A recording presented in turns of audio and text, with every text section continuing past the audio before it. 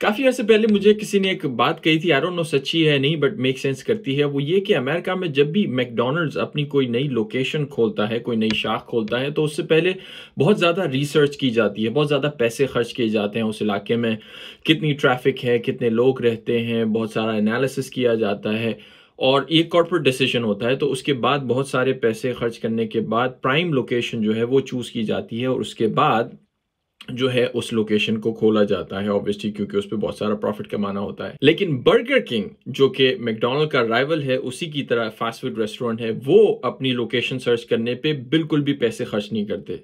क्यों?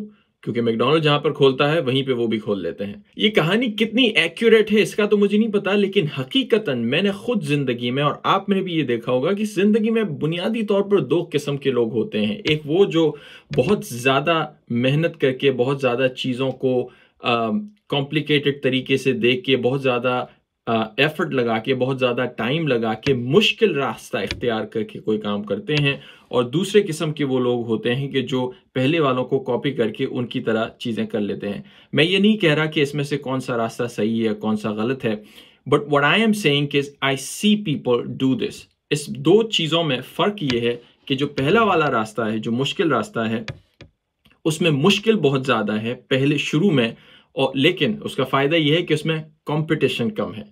और दूसरा वाला जो रास्ता है वो करने में आसान है, स्मार्ट तरीका है कि किसी और ने ऑलरेडी मेहनत कर ली है तो हम क्यों करें।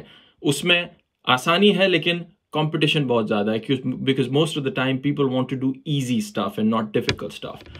आई have done both, I will be honest जिंदगी में, एंड आई थिंक इट्स ये वक्त को देख के फैसला लेना पड़ता है कि आपको किस वक्त क्या करना है। But I can tell you from my own personal experience कि ज़िंदगी में बहुत से ऐसे मौके आते हैं जिसमें आपको मेहनत करने की बिल्कुल ज़रूरत नहीं होती और करनी भी नहीं चाहिए। जब ऑलरेडी किसी ने और कोई काम कर लिया है, all you have to do is learn from that experience और आप खुद कर लें।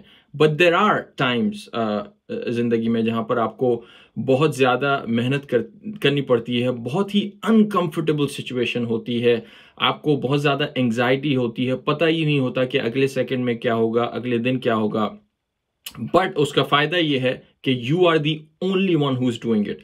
और अगर आप उस काम में सक्सीड हो जाते हैं, अगर उस प्रोजेक्ट में या जो भी काम आप मुश्किल तरीके से इख्तियार करते हैं उसमें कामयाब हो जाते हैं, तो you are the only one in that field. आपका कोई मद्दे मुकाबिल नहीं होता, फिर आपका कोई कंपटीशन नहीं होता। So I guess there are two ways of looking at it कि पहले वाले रास्ते में पहले मुश्किलें आती हैं फिर मज़ा आता है, दूसरे वाले रास्ते में पहले मज़ा आता है और फिर मुश्किलें आती हैं। मुश्किलें इस सेंस में कि आपका काम इजी हो जाता है लेकिन आपकी ग्रोथ जो है वो लिमिटेड है, बिकॉज आप हमेशा इस इंतज़ार में होंगे कि पहले कोई और करे और फिर हम करें। आई डोंट नो आप कौन सा रास्ता इख्तियार करते हैं, आपका लाइफ फिलोसफी इस बारे में क्या है, मुझे ज़रूर बताइएगा कमेंट सेक्शन में। I don't know, I just thought about it. मैंने सोचा इस पे एक छोटी सी गुफ्तगू आपसे कर लूँ और आपसे आपका ओपिनियन भी पूछ लूँ। So let me know, that's it, see you next time.